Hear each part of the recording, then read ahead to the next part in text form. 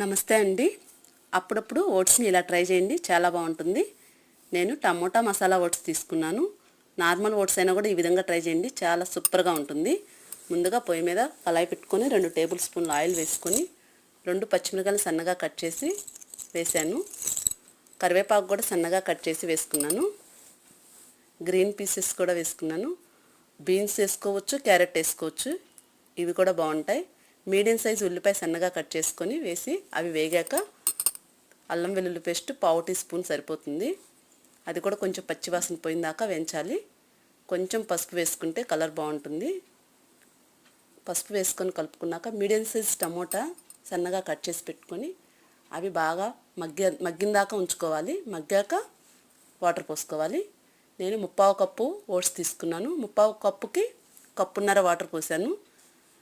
2 కప్పులు కూడా పడతాయి. దగ్గరగా తినాలనుకున్న వాళ్ళు కప్పున్నర సరిపోతాయి. కొంచెం సాల్ట్.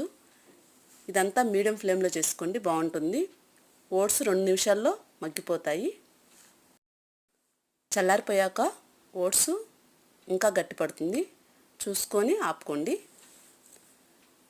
పొయ్యి ఆపుకున్నాక సన్నగా కట్ చేసిన కొత్తిమీర వేసుకుంటే ఫ్లేవర్ బాగుంటుంది.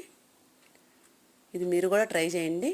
ట్రై చేసి ఎలా ఉందో కామెంట్లో చెప్పండి. నా ఛానల్ని సబ్స్క్రైబ్ చేసుకోండి.